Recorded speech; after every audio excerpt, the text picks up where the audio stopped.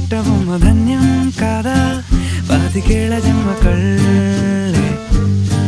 కలిపావు కళే కళ ముందు చూడలేదు ఇదో విధం కొత్త పిచ్చిలెద్దుతుళ్ళే సంతోషం పాలరాతి పైన పాదం కందిపోయానేంటో పాపం ఊరుకోదు ఉన్న ప్రాణం